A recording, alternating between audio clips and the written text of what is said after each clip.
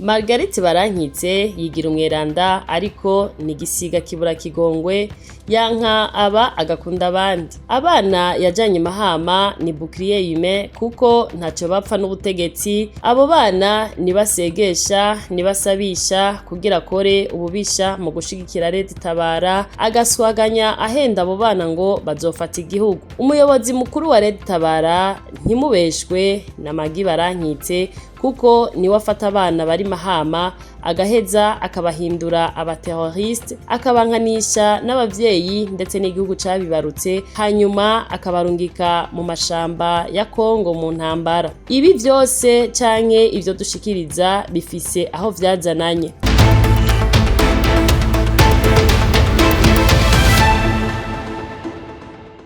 Margerite Barankitse n'agashavu kenshi kubera ko imigumuko imutaye ku w'amazi, kandi ko kubera ko kudeta ibananiye yaciye amera nk'Inkware yibundikiriye amagi y'inkoko maze imaze kuberura imiswi Inkware iraguruka irigira. Iyo hataba intwari zizi iyo igihugu cavuye niyo Kija Inkware Marguerite Barankitse yarazi ko iyo miswi izoca ihura n'ibisiga. Ibisiga vyose bimaze kumva umuhindo w'inkoni ije gutabara, ibisiga, ibikona n'uduca vyahungiye i Kigali. Nta gisiga, igikona canke uduca tuzongera kuturira imiswi. Ku majambo ya Maggy Barankitse herutse gushikiriza mu kinyamakuru Igihe, atakindi kikiraje ishinga atari kwatsa umuriro ku Burundi, hari cigwa dukwiye gukuramwo. Mu gihe imbuga ngurukana bumenyi ziri kuvuza uruhuha ku majambo aheruka gushikirizwa na Maggy Barankitse, ikinyamakuru c'abene gihugu Isomo kirabona ko ari ngombwa gutanga umuco,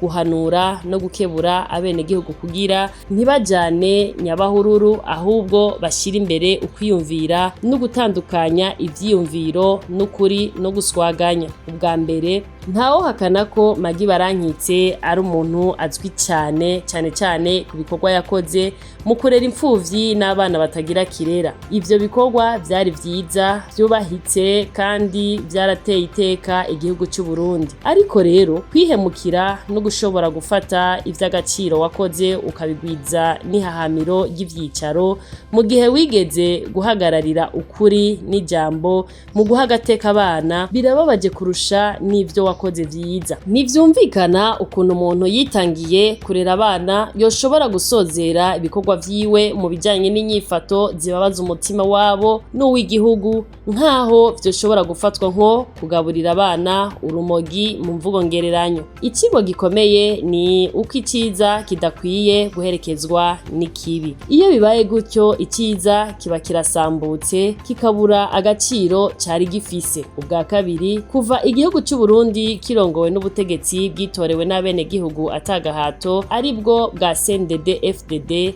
harabonetse imigambi itandukanye yagiye irategurwa n'amashirahamwe amwamwe yaba yo mu gihugu canke ayo hanze yaco mu gushaka guhungabanya umutekano. Akarorero ni imiduga myinshi yafatiwemwo ibigwanisho kandi yuko icapa cerekana ko atankoho irekuriwe kwinjira muri iyo miduga. Hari amafaranga menshi yatanzwe n'amashirahamwe mvamakungu canke indongozi zayo kugira imigumo kishike kuco abo ba Maggy Barankitse bari bateguye, nubwo vyabapfiriye ko nk'umupfumu afatanywe ikiziga c'uruyoya. Ivyo vyabonetse cyane mu bihe vya 2015 aho hari imigumuko yashigikiwe n'imigambi idasobanutse neza ku nyungu z'igihugu c'u Rwanda, kuko bose harimo n'uyo Maggy Barankitse babikora baramaze kugurirwa amazu i Kigali bazoshikiramwo mu gihe ivyo bavuruguse toberera. Turemeza ko mu matohoza twakoze ko hari abaronkejwe amafaranga menshi, abandi bahabwa ubuzi mu gihugu c'u Rwanda.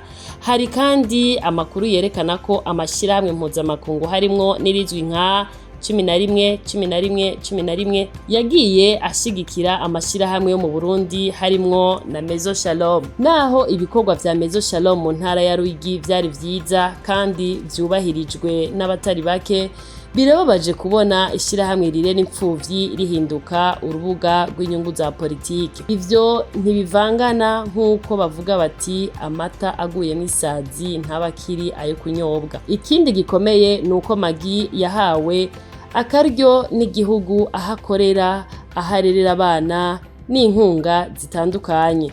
Ivyo vyose vyari mu rwego rwo guteza imbere imibereho myiza y'abanyagihugu.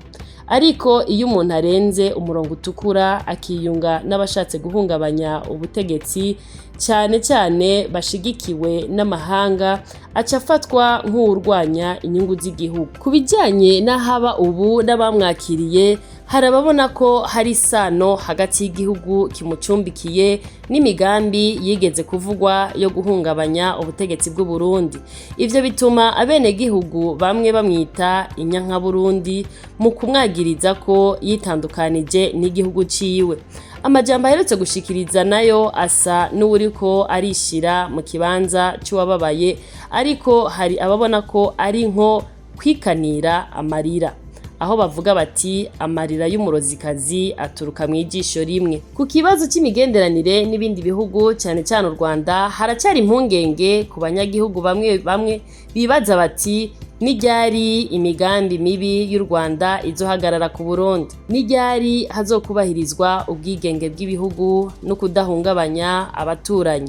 Ivyo ni ibibazo bikwiye kwihwezwa mu bwitonzi no mu buryo bwa diplomasi. Ikinyamakuru canye isomo kiravuga no kubijanye no guhijamba abantu bagirizwa gukora mabi aba yarakorewe mu bihugu kibanyi, gutuka igihugu cabo, indongozi canke gukorana n'abashaka guhungabanya nka Red TAbara. Ivyo ntibizana iterambere, ahubwo bishobora gukwegera igihugu imivumo n'ingaruka mbi kuri kazoza kaco, kuko abantu bamaze kumenya imigambi mibi n'umwasi w'u Burundi. Mu gusozera, igihugu c'u Burundi kirafise inzego zikomeye, kirafise imigambi na politike nzima bituma gihagarara ku birenge vyacu. Umutekano n'amahoro ni inkingi z'iterambere, kandi nta mwasi azoshobora gutera intambwe iyo abenegihugu bagumye bahagaze bwuma, barikanuye kandi bafatanye mu nda, kandi bafise ukwizera igihugu cabo. Ku benegihugu nabo basabwa kutajana nyabahururu,